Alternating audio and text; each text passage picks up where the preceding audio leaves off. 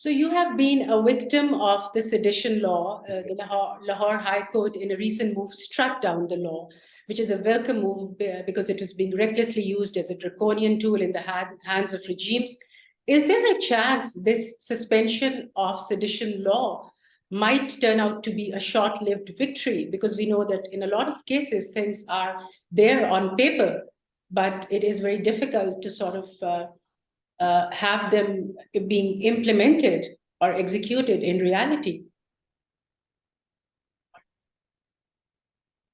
Well, the sedition law is a law that was used against anti-colonial fighters from Tilak to Maulana Muhammad Ali Johar. And the interesting bit is that Jinnah Quaid-e-Azam was one of the lawyers of Tilak who opposed the sedition law back then. So it is outrageous that such a law, which was deemed one of the most obnoxious colonial laws, remained part of our legal system for over 75 years. And I'm very glad that it has been struck off by the Lahore High Court. I faced sedition law in 2019 after we organized the Student Solidarity March, and it destroys a person's career, a person's life, his social relations, because once you're declared the enemy of the state, there are a lot of people who abandon you, and your institutions, your employers, they abandon you. And that's especially true if you belong to a small left-wing movement. So if you're not part of the major political players in the country, you are part of a resistance group, then things become even more difficult. So this was a tool in the hands of the state to discipline populations, to control their thinking, to control their speech. And I'm glad it's been struck out. Now, you're right about cautioning us before we celebrate too much, because the nature of our state is extremely authoritarian. There is still this fear that the people need to be governed. The way the people need to be governed, it has to be excessive, it has to be authoritarian, it has to be about inducing fear in the hearts and minds of the people. And this way of disciplining populations, again, it's a colonial way of policing, colonial style of governance, which you can see clearly from even in the last 4 years, both parties have been in power. Both parties have used this style of governance, and of course the military establishment remains a key player, and the sedition law and other such laws are eventually tools in the hands of the establishment to attack its opponents. And without restructuring of the state, without ensuring that there are protections for ordinary people, that freedom of speech, freedom of expression is protected by law, and not just protected by law, that there are institutions devoted to protecting citizens against any excesses of the state, which includes holding state officials who violate citizens' rights to freedom of expression accountable. This is very important, that we never hold anyone accountable for fake charges, fake sedition charges, fake blasphemy charges, fake accusations could be of corruption, could be of treason. These are very serious allegations that destroy a person's life. And if someone is actually a traitor, if you can prove it, sure. We don't want people working for other intelligence agencies in Pakistan. But if you throw this accusation in a frivolous manner against professors, against journalists, against intellectuals, against activists, against students, then you are the one who is undermining the sanctity and the sovereignty of the state. Because we must remember that sovereignty belongs to Allah, and after that it belongs to the people according to our constitution, which means that the people are sovereign. The people cannot be deemed traitors by some state official. The people are the ones who will decide who is loyal to Pakistan and who's not. No one institution or state official can decide whether the people deserve to be called patriotic or deserve to be called traitors. So this needs to be reversed. People need to hold state officials accountable and not the other way around.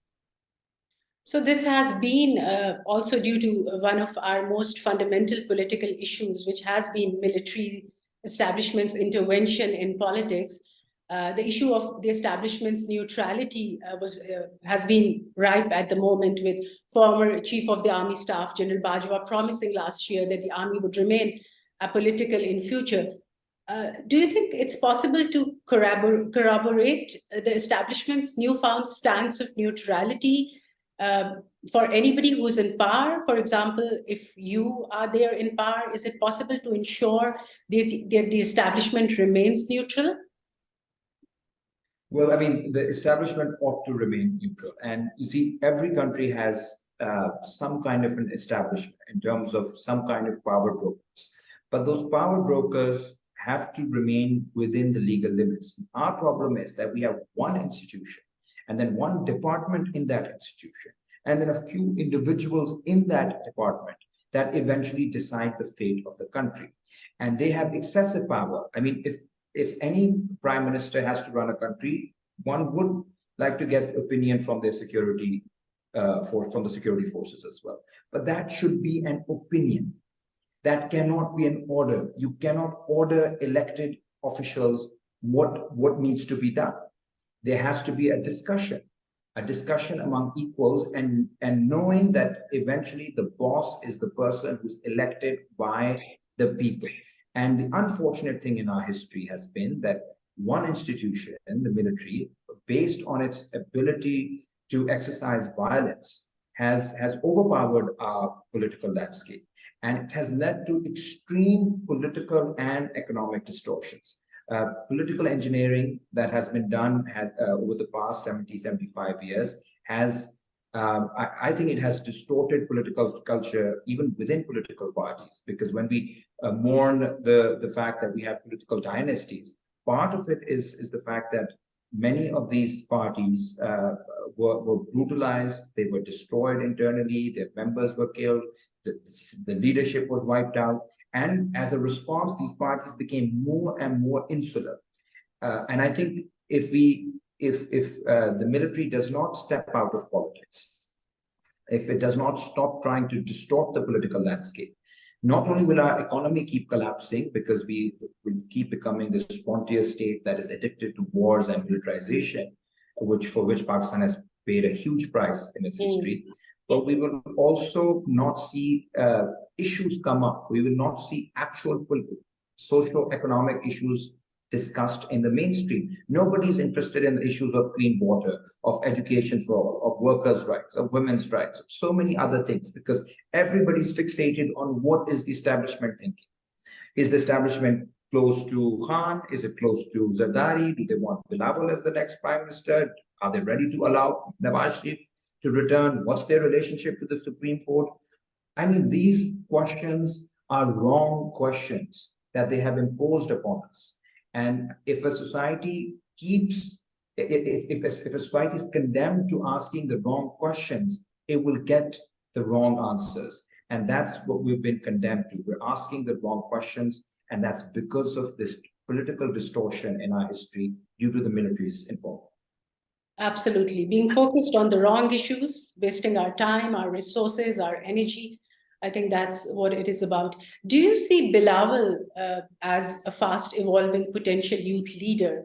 I mean, PPP has had left-wing socialist ideals.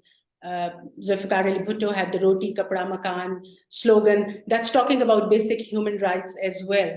Do you see those political views as being aligned or congruent with yours? Well, I do learn a lot from the People's Party from the 60s, especially its genesis in the 60s, because its genesis was in the student and workers movement. There were all kinds of contradictions that we can discuss in detail someday. But I think you're right when you say that Zulfikar Ali Bhutto was one of the first people who made the issue of workers' rights, of socialism, of students' rights into a mainstream issue. Like he brought these issues into the mainstream. And then the Bhutto family has had a contradictory relationship to the workers' movement. And over time, they became more integrated into the market economy. They abandoned some of those ideals, but remained defiant vis-a-vis the establishment.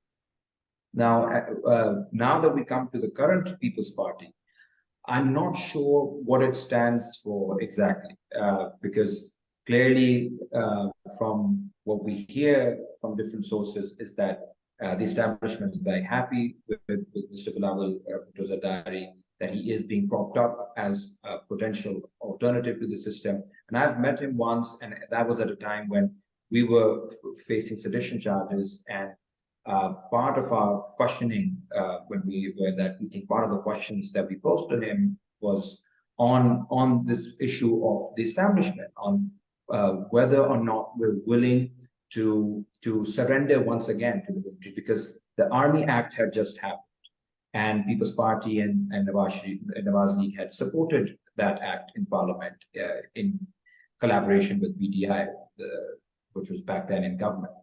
So I think they have, in at least from what I can see, and maybe you can correct me, but I don't think there's much of antagonism anymore between the establishment and the current form of the People's Party, which I think is a huge loss for the democratic movement. Also, I don't think there's any plan that Mr. Bilawal Bhutto Zardari has for the workers' movement. He hasn't said much for the past many years that I followed him. He paid some lip service to students' rights, but there has not been any progress on that front either. In Sindh or elsewhere, there was a bill that was passed, but nothing happened afterwards. And the party seems to be captured by, again, some of the more notorious landed elites. You can see where the Bilawal houses in Lahore. You can see some of the very obnoxious language used by some of the PPP leaders from Karachi, particularly in relation to women. Also, if you look at the power base of PPP electables in Sindh, they all hail from the same landed elite. So I think that that the People's Party that emerged out of the workers and students revolt of the 68, 69 was a very different party from what we have today. And unless there's some radical internal rethinking, I don't think there's much scope for young people. And after what's happened to Senator Mustafa Nawaz Khokhar, who was very close to the party leadership, but was discarded over one disagreement, I think it's a discouraging sign for any young person who was hoping to join the PPP, because if freedom of expression isn't respected internally, then it's very difficult for any thinking person to be a part of such a party.